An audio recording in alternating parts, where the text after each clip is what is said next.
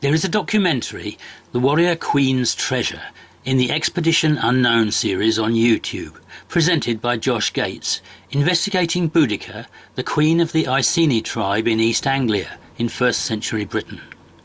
She was the wife of King Prasutagus, and when the Romans invaded, they made a treaty with him to be a client king. But when he died, he left the kingdom half to the emperor and half to Boudicca. The Romans raided her seat of power and had her taken out and flogged and raped her daughters. She then managed to raise an army of greater numbers than the Romans had there at the time, retaliated, and very nearly won.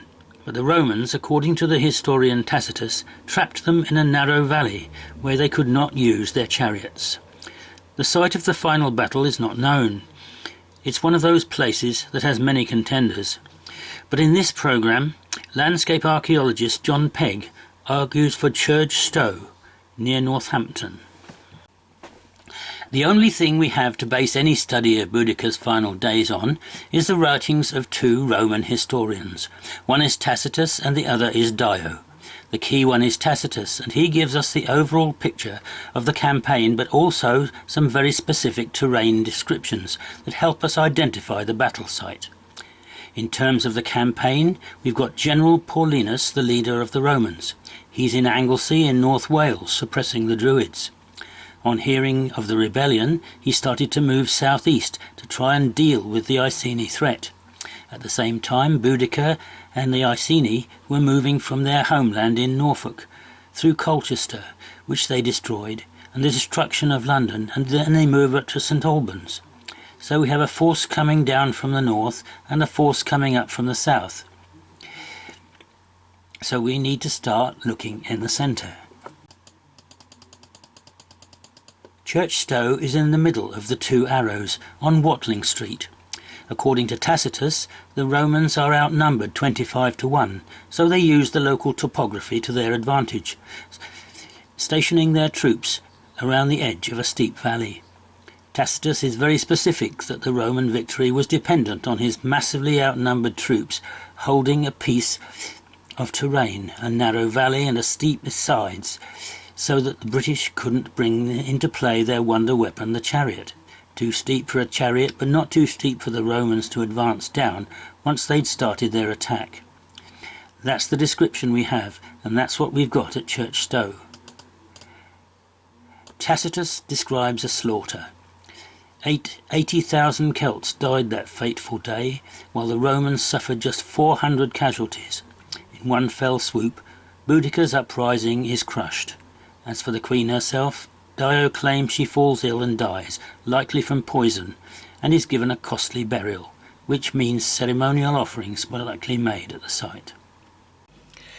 Convinced he's discovered the location of the battlefield, John brings Josh to a field directly south of the church, a place with an extremely intriguing name. This is Dead Queen's Moor.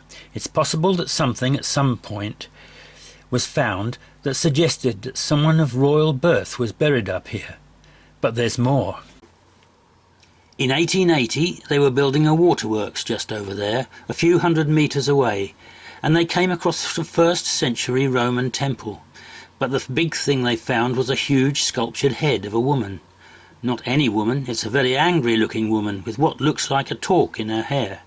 It's Romano-British in style rather than Roman, and dated to the mid-1st century. The field was then scanned by a ground-penetrating radar drone and metal detectors, and 25 silver Roman coins were found, of 300 years after Boudicca, but it was theorised that offerings were still made at the site. There's a very interesting lay going through Church Stowe Church and this clump just south of it, and possibly the Roman temple too, although I was unable to find its exact location. Coming southeast, it goes through Borough Hill Hillfort at Daventry.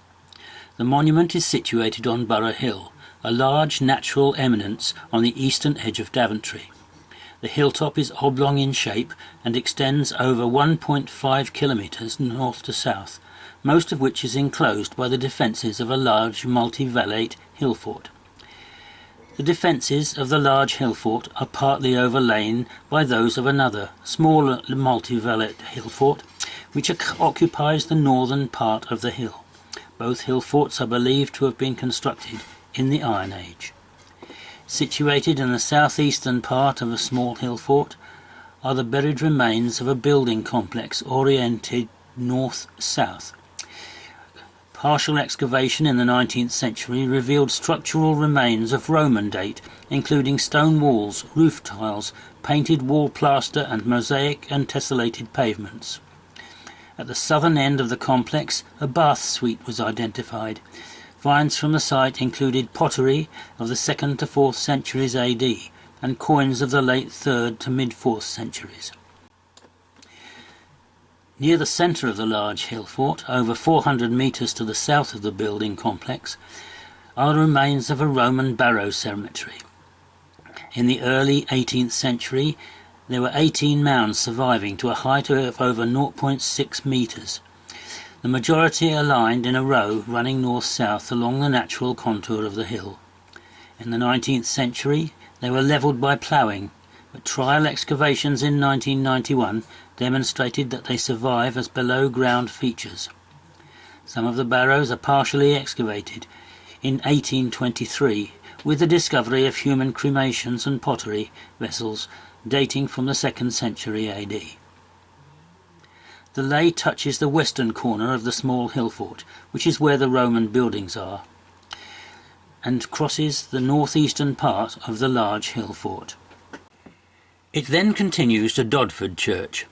The village is just north of the A45 road and 1.5 miles west of Weedon, and is bounded on the east by the A5 trunk road, which is the old Roman road of Watling Street. There are considerable earthworks around the village on the northern side of the stream, which indicate that Dodford was a larger settlement than it is today. The parish church, called St Mary the Virgin, was founded by the Normans in 1066, rebuilt by Ralph de Caens in 1100, and the tower and north chapel were added by William de Caens in 1221. The Dod place name element is one of those mentioned by Alfred Watkins, as often occurring on lays. The next point is Church Stowe Church. St Michael's Church is in the parish of Stowe 9 churches, originally simply Stowe, meaning Christian holy place. According to legend, the name derives from an incident involving St Michael's Church in Church Stowe.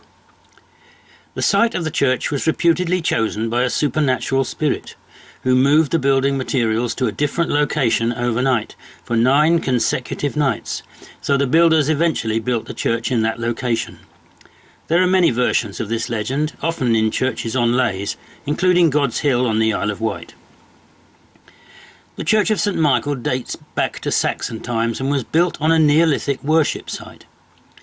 It was originally dedicated to St Ninian, then to St Peter and St Paul, before being rededicated to St Michael in 1560.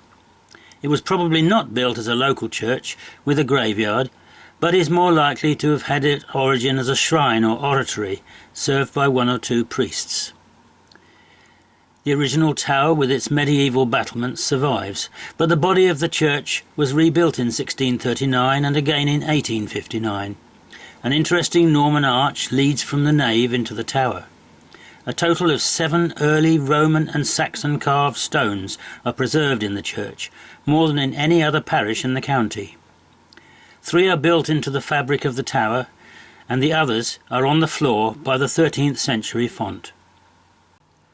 As the site of the church is a Neolithic worship site, Boudicca is almost certain to have known it as a sacred site. The lay goes from here to the clump to the south, and possibly the Roman temple site nearby, and then on to a crossroads in Upper Stowe, and crosses Watling Street at a rather uneven clump where there appears to be a milestone. The line then goes to a track-bulty junction west of Astcote, then on to a spot-marked junction where there is what seems to be a pine wood, too big to be called a clump, but may have spread from one. It then continues to a crossroads in Alderton, and Mean follows 2 of its roads. On the map it seems to run just west of a ringwork called the Mount, called Mott on the map, but if it was ever a complete circle, it would have encompassed the village, and the lay could have touched it. The line misses the church. The next point is St Bartholomew's Church, Firtho, a survivor of a lost medieval village. When enclosures diverted the London to Northampton road away from Firtho, it became a deserted village, with only a farm, a medieval dovecot, a few lumps in the land and this delightful 900-year-old church remaining. The chancel is 14th century, but the nave and squat tower were reconstructed earlier in the 17th century. The font and its cover also date from this time. Inside, it's tranquil and atmospheric. The line then crosses Watling Street again near Milton Keynes, at a junction with a roundabout, and goes on to the church at Shenley Church End. The development of Milton Keynes, that was to absorb the village of Shenley Church End, did not begin until the mid-1980s, and it's now on the southwest edge of that conurbation. Its name, along with that of Shenley Brook End to the south, indicates that the medieval village was in a forest clearing, and indeed part of Shenley Woods survives to the west. Heavy buttresses were inserted to support the crossing tower. All details of this are 15th century, and it must have been rebuilt at that time. It's likely that the church building existed in some form from 1223, for this is when the first rector is recorded. Parts of the nave date back to 1150, and parts of the chancel date back to 1180. The stonework in the church covers both Norman and early English periods. Shenley retains a further trace of its medieval past in the motte called the Toot, to the south of the church. This lay, however, misses the motte, which, however, does have associated outer earthworks. It's situated at the northern end of a small ridge, running north-south and commanding a strong strategic position, with extensive views in all directions. The motte survives as a circular earthen mound, 1.3 metres high and 36 metres in diameter. The ridge, in the form of the 100-foot contour, does curve round to the northeast before turning to the southwest. The lay runs along the southwest stretch. From here, the lay runs through the land but not the buildings of Cold Harbour Farm. This name was held to be very significant by Alfred Watkins and occurs in many places. The lay seems to have about 10 points on the Northampton Ordnance Survey map. The line from Borough Hill to Dodford.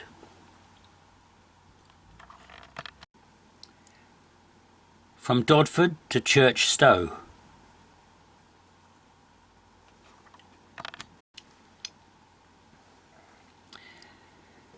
Church Stowe to the crossroads at Upper Stowe and the clump on Watling Street.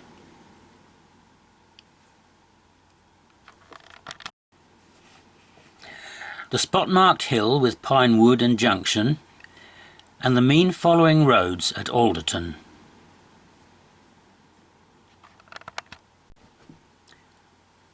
Alderton to Firtho.